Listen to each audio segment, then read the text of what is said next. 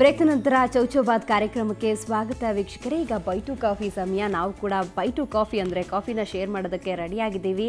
ಕಡಲ ತೀರದ ಭಾರ್ಗವ, ನಡೆದಾಡುವ ವಿಶ್ವಕೋಶ ಅಂತ ಕರೀತಕ್ಕಂತಹ ಶಿವರಾಮ್ ಕಾರಂತರ ಇವತ್ತು ಜನ್ಮದಿನ, 110ನೇ ಜನ್ಮದಿನ. ಸೊ ಇವತ್ತು ನಿಮಗೋಸ್ಕರ ಒಬ್ಬ ಸ್ಪೆಷಲ್ ಗೆಸ್ಟ್ ಇರ್ತಾರೆ. ಅವ್ರು ಯಾರು ಅಂತ ಹೇಳಿದ್ರೆ ಉಲ್ಲಾಸ್ ಕಾರಂತ, ಶಿವರಾಮ್ ಕಾರಂತರ ಮಗ. ಸೊ ಅವ್ರು ಏನು ಹೇಳ್ತಾರೆ ಬನ್ನಿ ಕೇಳೋಣ.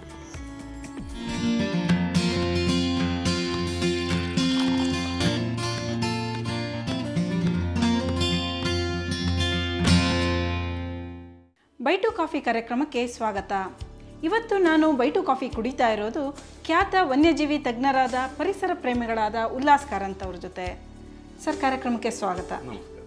ಸರ್, ನಮಗೆ ಮೊದಲು ಕಾರಂತರು ಅಂದ ತಕ್ಷಣ ನೆನಪಾಗೋದು ಕನ್ನಡಿಗರಿಗೆಲ್ರಿಗೂ ಶಿವರಾಮ್ ಕಾರಂತರು, ನಿಮ್ಮ ತಂದೆಯವರು. ಸರ್, ನಿಮ್ಮ ಅನುಭವ ಹೇಗಿತ್ತು? ಅದೊಂದು ಎಂಥ ಅನುಭವ ಅದು? ಅದು ಒಂದು ರೀತಿಯಲ್ಲಿ ಭಯ ಮಿಶ್ರಿತ ಕೌತುಕದ ಅನುಭವ. ಯಾಕಂದ್ರೆ ಅವರು ತುಂಬಾ ಮುಂಗೋಪಿಯಾಗಿದ್ರು. ಅದೇ ರೀತಿ ತುಂಬಾ ಪ್ರೀತಿ ಇತ್ತು ಮಕ್ಕಳ ಮೇಲೆ.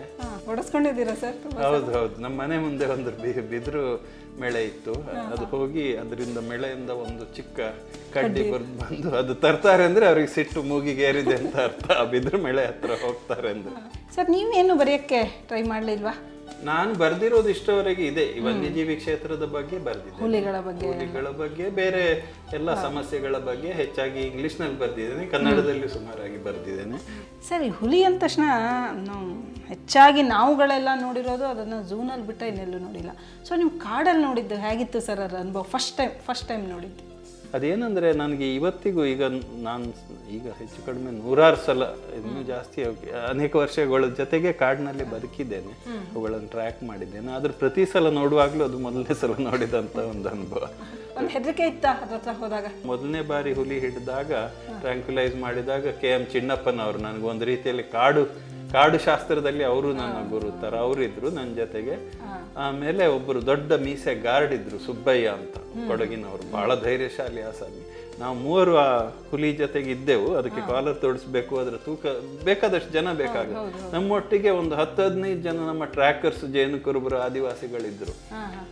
ಆ ಹುಲಿಯನ್ನು ಹಿಡಿಯುವ ಎಲ್ಲ ಕಾರ್ಯಕ್ರಮದಲ್ಲಿ ಪಾಲ್ಗೊಂಡಿದ್ರು. ಆದ್ರೆ ಈ ಟ್ರ್ಯಾಂಕ್ಯುಲೈಸ್ ಆಗಿ ಅದು ಮಲಗಿದಾಗ ಹೇಗಿರ್ತದೆ ಅಂದ್ರೆ, ಅದು ಡಿಸೋಸಿಯೇಟಿವ್ ಎನಸ್ಥೆಟಿಕ್ ಅಂತ ನಾವು ಒಂದು ಯೂಸ್ ಮಾಡ್ತಿದ್ವಿ. ಹಾಗೆ ಕಣ್ಣು ಮುಚ್ಚಿರೋದಿಲ್ಲ, ಕಣ್ಣು ತೆರೆದು ಜೀವ ಇದ್ದ ಹುಲಿ ತರ ಇರ್ತದೆ. ಅದು ಕಂಪ್ಲೀಟ್ಲಿ ಹೆಲ್ಪ್ಲೆಸ್ ಆಗಿದ್ರು ನೋಡುವಾಗ ಹೆದರಿಕೆ ಆಗ್ತದೆ. ಯಾರು ಹತ್ರ ಬರ್ಲಿಕ್ಕೆ ಕೇಳ್ತಿದ್ರು, ಅವರನ್ನು ಒತ್ತಾಯ ಮಾಡಿ ಒಬ್ಬೊಬ್ಬರನ್ನೇ ಕರೆದು ಎಲ್ಲರೂ ಹತ್ರ ಬಂದು ಹುಲಿ ಸುತ್ತ ನಿಲ್ಲುವಾಗ ಅದು ಒಂದ್ಸಲ ಹೀಗೆ ಏನೋ ಮಾಡಿತ್ತು, ನಾಲಿಗೆ ಒಂದ್ ಸ್ವಲ್ಪ ಹೊರಗೆ ಹಾಕಿತ್ತು.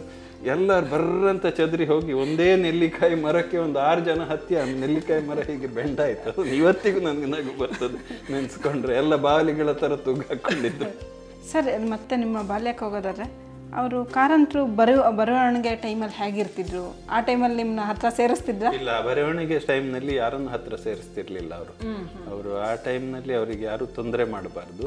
ಅಲ್ಲ, ಒಂದು ನೆನಪಾಗ್ತಿದ್ 2 ದಿವಸದಲ್ಲಿ ಅವರ 110ನೇ ಹುಟ್ಟುಹಬ್ಬ ಅವರಿದ್ದಿದ್ರೆ, ಅವರು ಬರವಣಿಗೆ ಅಂದ್ರೆ ಹೆಚ್ಚಾಗಿ ಡಿಕ್ಟೇಷನ್ ಮಾಡ್ತಿದ್ರು. ನಾವು ಬೆಳೆದೆ ಮೊದಲು ಬರೀತಿದ್ರು, ಅವ್ರ ಅಕ್ಷರ ತುಂಬಾ ಮೋಡಿ, ಅವ್ರು ಬರೀತಿದ್ರು, ಯಾರಿಗೂ ಓದ್ಲಿಕ್ಕೆ ಆಗ್ತಿರ್ಲಿಲ್ಲ, ಆ ತರ ಇರ್ತಿತ್ತು.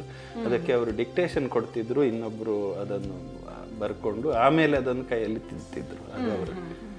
ಧನ್ಯವಾದಗಳು ಸರ್, ನಮ್ಮ ಜೊತೆ ನಿಮ್ಮ ಅನುಭವಗಳನ್ನು ಹಂಚಿಕೊಂಡಿದ್ದಕ್ಕಾಗಿ. ಹಾಗೆ, ಒಳ್ಳೆಯದು. ಇದು ಈ ಹೊತ್ತಿನ ವಿಶೇಷ. ನಾಳೆ ಮತ್ತೊಬ್ಬ ಅತಿಥಿಯೊಂದಿಗೆ ಮತ್ತೆ ಬೈಟು ಕಾಫಿ ಕಾರ್ಯಕ್ರಮದಲ್ಲಿ ಹಾಜರಾಗ್ತೀವಿ. ನೇರ, ದಿಟ್ಟ, ನಿರಂತರ ಸುದ್ದಿಗಾಗಿ ನೋಡ್ತಾ ಇರಿ ಸುವರ್ಣ ನ್ಯೂಸ್.